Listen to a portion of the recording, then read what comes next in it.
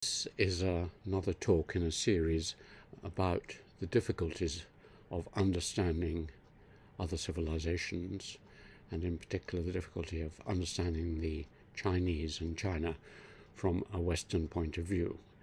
It's taken me many years to begin to understand that great and very different civilization from my own, and here are a few reflections related to books I've written, like Understanding the English, A to Z, and Understanding the Chinese, A to Z, where I've tried to elaborate.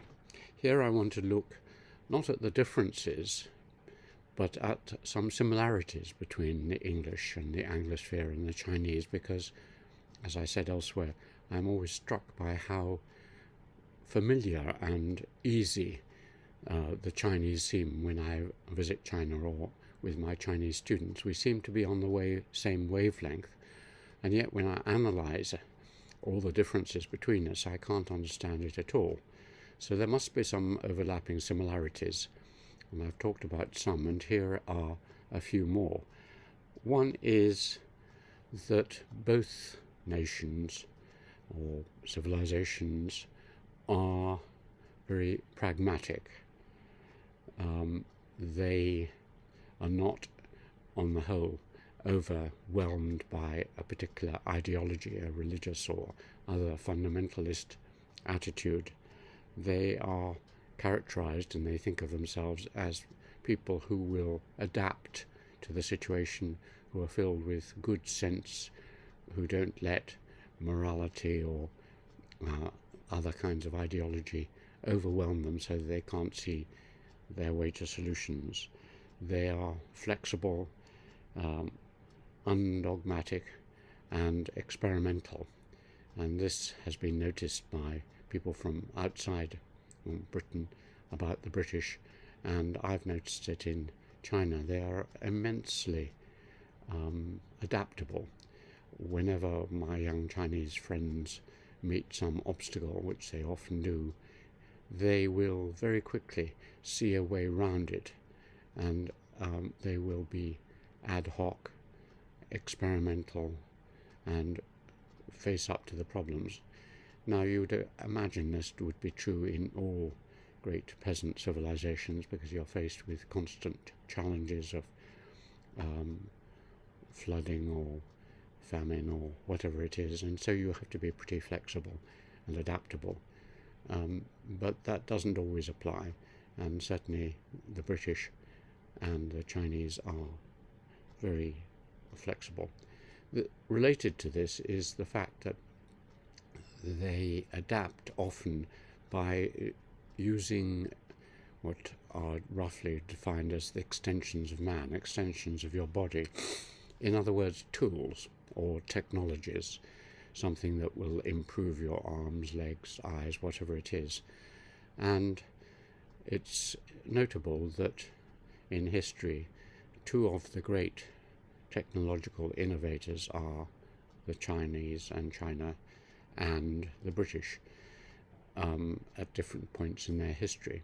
The Chinese, up to about the 15th century, led the world, as Joseph Needham and others have pointed out, in many of the practical technologies, the ones which we use in the West to do with pottery, silk, weaving, basket making, printing, all the great inventions, as Bacon pointed out, like the compass and printing and gunpowder, come from China. And so by about 1400, China was well ahead of anywhere else in the world in its technologies. This was not based on science, laws, but on constant observation, close observation of nature, and seeing what worked and keeping what worked.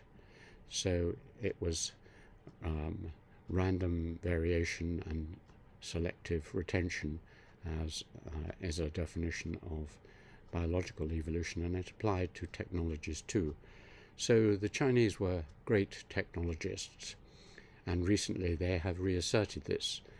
There are now many more patents being issued or sought in China than anywhere else in the world, and they are constantly innovating now that they have a chance to do so.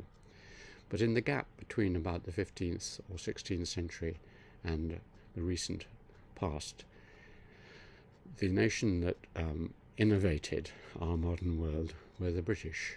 It was the British Industrial Revolution, the technologies related to steam power and mechanization and urbanization, which catapulted the world from an agrarian framework.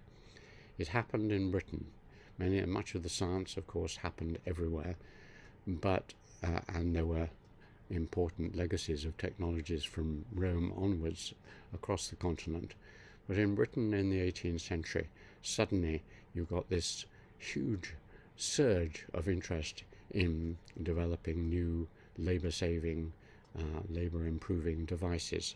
And so the technologies right up to the middle of the 19th century, when Americans and Germans began to compete, were British. So we are two technological civilizations.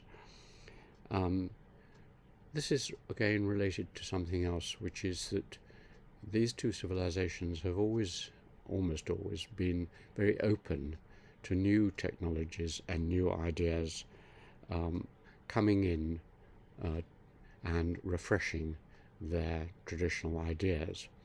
This is partly to do with the fact that certainly once the British had a large empire in the West Indies and then in India and elsewhere, they were flooded with new forms of doing things, not just technologies, but also cultural items, languages, foods, clothing, and so on and so on. And they seem to have been very open to this. The British England has always been a small country into which flooded ideas from the continent, and this continued on a larger scale into the 17th, 18th century with the British Empire, and the British adopted them. They weren't reluctant to take up tea or new forms of eating or new social customs if they seemed sensible. So this openness to the world is very characteristic, and it also was very true of China. We think of it as somewhat self-contained and shut off there in the far away, but if you look at the history of trade and long-distance trade and the movement of ideas along the Silk Roads from the Roman times and before the Greeks, you will find that constantly ideas are coming into China from all over the world, musical instruments, new ideas of religion, Buddhism, and so on and so on.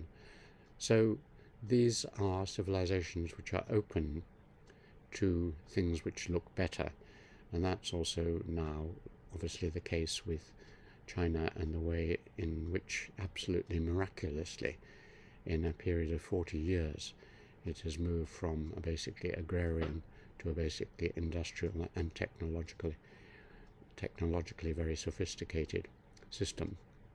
So that's another feature of, and that again is related to a feature which was noted about the English.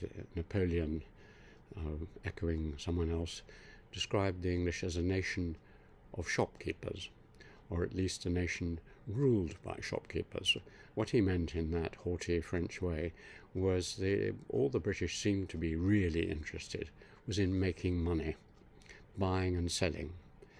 And indeed, if you look at the history of the British Empire, you see that the core idea behind the expansion into India, China, America, elsewhere, was the making of money. It wasn't an ideological empire of the kind that the Portuguese and the Spanish based spreading Christianity. The British weren't interested in spreading Christianity on the whole. They were interested in doing a good deal. And their prophet, Adam Smith, right at the beginning of his great outline of how their system worked, The Wealth of Nations, says that human beings love bargaining and exchanging, trucking, as he called it, and bartering. So human beings, their basic drive, he says, one of them is to exchange at a profit. And that is how the market works in the West. And that love of making small and large profits, money making, shopkeeping, exchanging, is something which, again, if you look at China, is very, very striking. Many Westerners who went to China, missionaries and others, said all the Chinese seem to be interested in is making money. The same sort of observations that de Tocqueville, as a Frenchman, made about the Americans when he went there. They just love to bargain, exchange, make very small profits. That is their delight. And indeed, it survives to this day and is behind much of the Chinese boom. Meeting my Chinese friends, I'm astounded by the delight they take in going to second-hand shops in England and making a little profit by buying something and then knowing that they can sell it for something more, or as in many cultures, haggling about things. So money making, shopkeeping, exchanging things, they are, the Chinese and the British, great shopkeepers.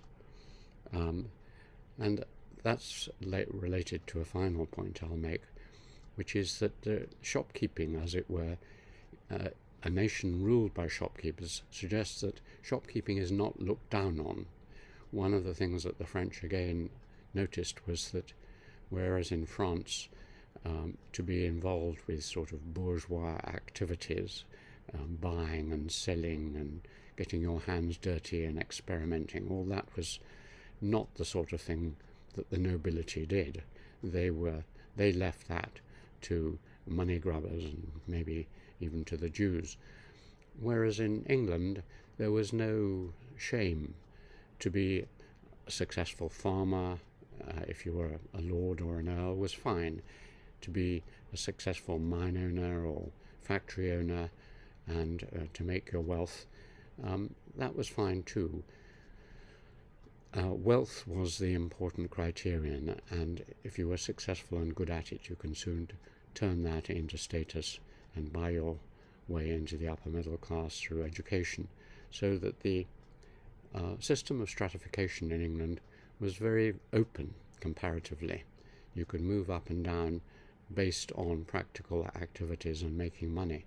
And this is true of China as well. There is a small elite of the highly educated, the mandarins, who run the place, and they are not involved in too much money making. But the 99% of the population are very fluid, up and down, and you see this today still. If you look at the great billionaires, Jackie Ma's of this world in China, and my friends, and I meet many of them, they come often from very humble families, from minorities, from rural areas, and they have, through chance and sharp-sightedness and hard work, will work their way up to become extremely successful and rich, and then they send their children to British public schools and American universities and ensure their place in the social stratification. So that's another similarity, an open stratification system. And so they are two bustling, pragmatic, hard-working, at least in terms of money-making, civilizations, which have, therefore, a sort of mentality which is easily recognizable when one goes to China.